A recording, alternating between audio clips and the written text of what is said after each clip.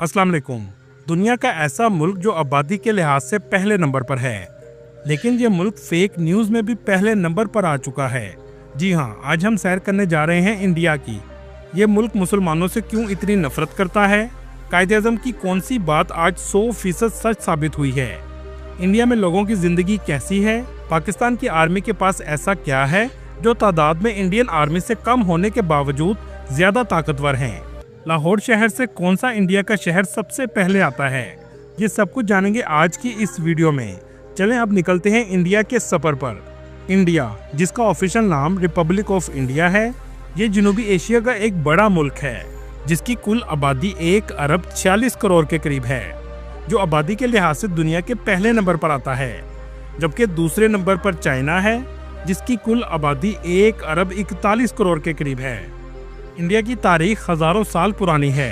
1947 से पहले तक इस हिस्से को बरसगीर कहा जाता था। इस हिस्से में मोहनजोदड़ो और हड़प्पा की वादी, मौर्य सल्तनत, मुगल सल्तनत और बरतानवी सल्तनत ने राज किया है और इंडिया को आज़ादी 1947 में हासिल हुई। इंडिया की आज़ादी के साथ साथ पाकिस्तान को भी आज़ादी मिली और पाकिस्तान कलमे की बुनियाद पर कायम हुआ, जहां मुसलमान आज़ादी से रह सकें, लेकिन मुसलमानों के साथ दूसरे मज़ाहब को भी मुकम्मल आज़ादी दी गई। दोस्तों, क्या आप जानते हैं उस वक्त कुछ मुसलमानों ने पाकिस्तान की आज़ादी की मुखालफत की और इंडिया में रहने को तरजीह दी। इस मौके पर कायदे-आज़म ने फरमाया था, जो मुसलमान आज पाकिस्तान की आज़ादी के खिलाफ हैं और हिंदुस्तान में रहना चाहते हैं, ये सारी जिंदगी हिंदुस्तान से वफादारी साबित करने में लगे रहेंगे। और आज ये बात 100% सच साबित हो रही है, जो आगे हम आपको वीडियो में दिखाएंगे। इंडिया की जीडीपी 4.19 ट्रिलियन डॉलर है, जिसे दुनिया की चौथी मजबूत तरीन इकोनॉमी कहा जाता है। लेकिन इतनी बड़ी इकोनॉमी होने के बावजूद यहाँ के लोगों की सालाना आमदनी $2,878 है। इंडिया का बॉर्डर नेपाल, भूटान, बांग्लादेश, म्यांमार और रवायती हरीफ पाकिस्तान और चाइना से लगता है। इसके अलावा समुद्री हदूद पर श्रीलंका और मालदीव वाक़या हैं। इंडिया का पाकिस्तान से बॉर्डर 3,322 किलोमीटर और चाइना से 3,488 किलोमीटर लगता है, जबकि सबसे लंबा बॉर्डर बांग्लादेश से लगता है, जिसकी लंबाई 4,096 किलोमीटर है। इस कंट्री का कुल रकबा 32 लाख मुरब्बा किलोमीटर के करीब है, जो रकबे के लिहाज से दुनिया के 7वें नंबर पर आता है। इंडिया में बोले जाने वाली जुबान हिंदी है, जो बोलने के लिहाज से उर्दू से मिलती जुलती है। इंडिया में 80% हिंदू, 14% मुस्लिम, 4% मसीही और बाकी दूसरे मज़हब के लोग आबाद हैं। मुसलमानों की आबादी 20 करोड़ से भी ज़्यादा है, लेकिन मुसलमान हमेशा मजहबी लिहाज से मुश्किलात का शिकार रहते हैं।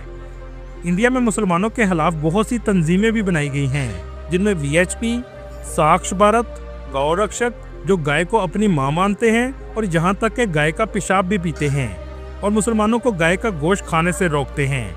इसके अलावा सबसे बड़ी तंजीम RSS है, जिसे इंडिया के वजीर आज़म नरेंद्र मोदी की हमायत भी हासिल है।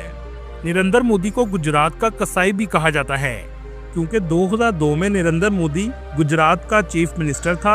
एक ट्रेन हादसे के बाद मुसलमानों पर झूठा इल्ज़ाम डालकर मुसलमानों को बेरहमी से कत्ल किया गया। लाखों लोग बेघर हो गए। आज दोबारा इसी तारीख को दोहराया जा रहा है। आज इंडिया का वजीर आज़म भी नरेंद्र मोदी है।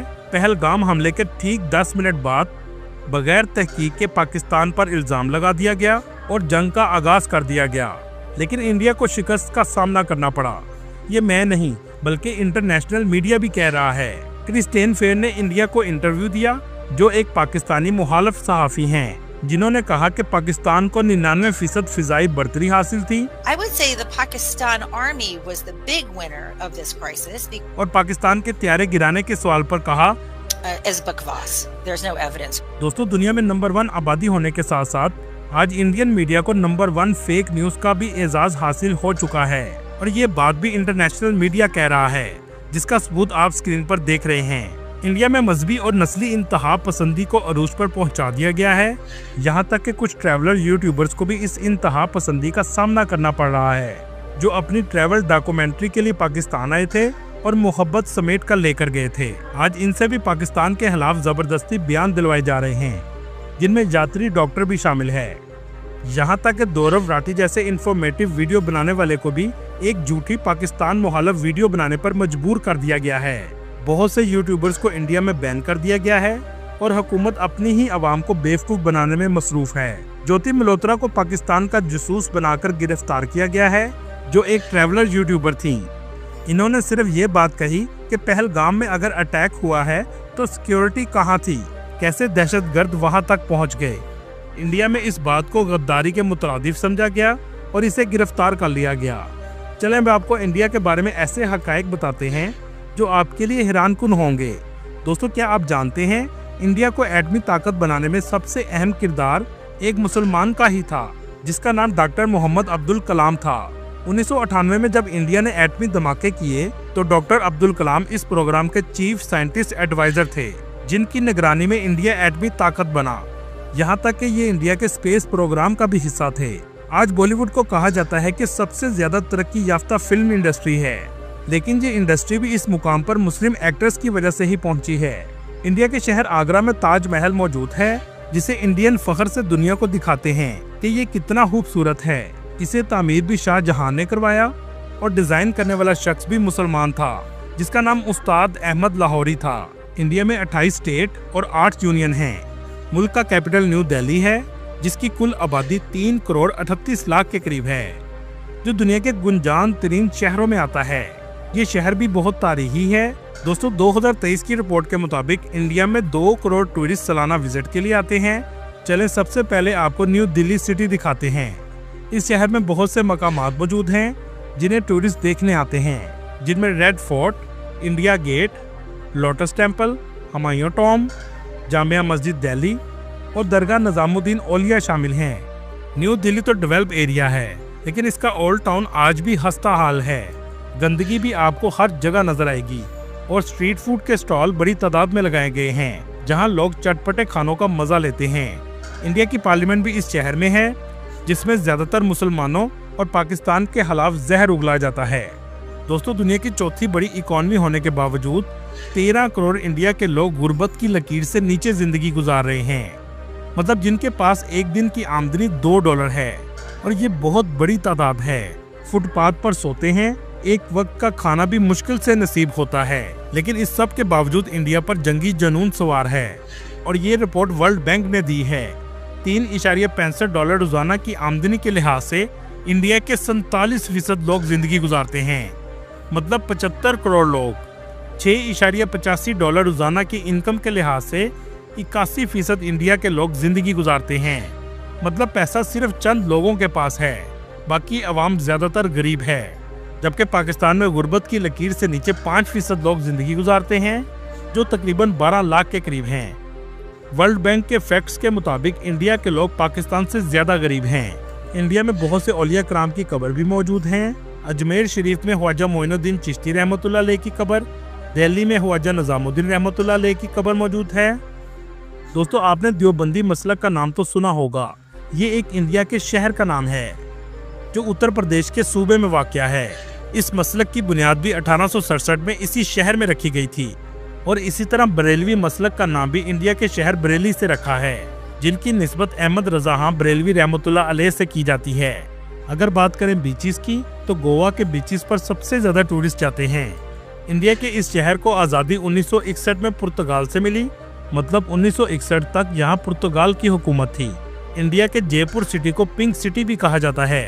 ये राजस्थान सूबे का दारुल हुकूमत भी है। इसे पिंक सिटी का नाम 1876 में बरतानवी शहजादा अल्बर्ट ने दिया था। इस शहर के सियाहती मकाम में हवा महल, अमीर फोर्ट, जाल महल और जंतर मंतर शामिल हैं। जंतर मंतर को यूनेस्को वर्ल्ड हेरिटेज में भी शामिल किया गया है, जिसमें दुनिया की सबसे बड़ी पत्थर से बनी हुई सूरज घड़ी लगाई गई है। दोस्तों, क्या आप जानते हैं इस जंग के बाद इंडिया को शर्मिंदगी का सामना रोज बरोज करना पड़ रहा है। आज से कुछ दिन पहले इंडिया ने सैटेलाइट लॉन्च किया था ताकि पाकिस्तान के बॉर्डर पर नजर रखी जा सके, लेकिन राफेल की तरह इस सैटेलाइट ने भी इंडिया को शर्मिंदा करवा दिया। कुछ ही मिनटों में सैटेलाइट हवा में तबाह हो गया and the mission could not be accomplished. लेकिन शर्मिंदगी यहाँ तक खत्म नहीं हुई।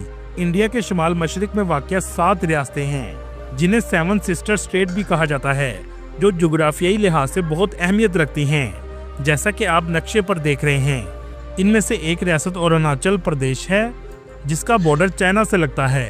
कुछ रिपोर्ट के मुताबिक चाइना 20 किलोमीटर तक अंदर आ चुका है और इस इलाके में अपना मुकम्मल तौर पर कब्जा कर चुका है।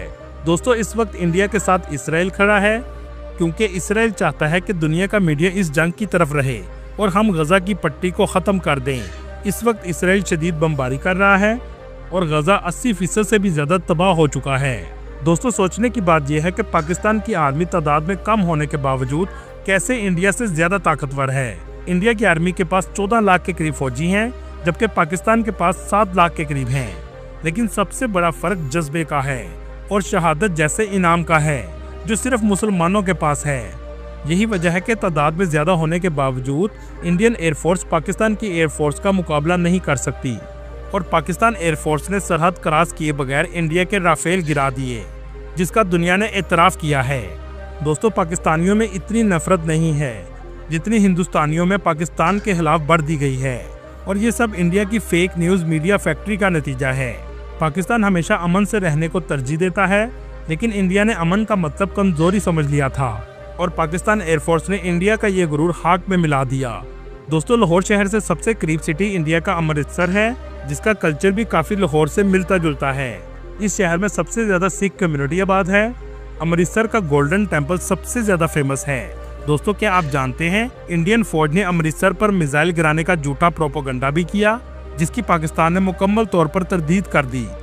ये सब इसलिए था ताकि सिख कम्युनिटी को पाकिस्तान के खिलाफ किया जाए।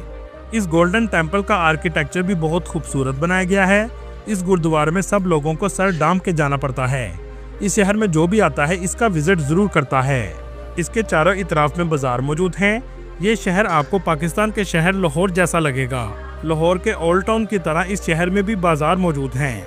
अमृतसर के खाने भी बहुत मज़ेदार होते हैं। देसी फूड आपको हर जगह मिलेगा और हलाल फूड भी आसानी से मिल जाता है। दोस्तों, इंडिया में सिख कम्युनिटी भी बहुत अहमियत रखती है, जो तकरीबन 2 करोड़ के करीब हैं। ये ज़्यादातर इंडिया के पंजाब में रहते हैं और कई सालों से अलग मुल्क बनाने की कोशिश कर रहे हैं। इनकी तहरीक को खालिस्तान तहरीक कहा जाता है। दोस्तों, मुसलमान भी जंग के हक में नहीं है, लेकिन अगर कोई हमला करे तो दुश्मन की गर्दन उड़ा देने का भी हुक्म है। इसलिए अमन पसंदी को कभी भी कमजोरी मत समझा जाए। अल्लाह ताला दुनिया के तमाम मुसलमानों में इत्तफाक पैदा करे और मदद फरमाए, आमीन। दोस्तों, ये थी आज की हमारी इन्फॉर्मेटिव और दिलचस्प वीडियो। आपको वीडियो कैसे लगी कमेंट में ज़रूर बताइएगा और नए आने वाले दोस्तों से गुजारिश है हमारे चैनल को सब्सक्राइब और लाइक ज़रूर कीजिएगा। अगली वीडियो तक अल्लाह हाफिज़।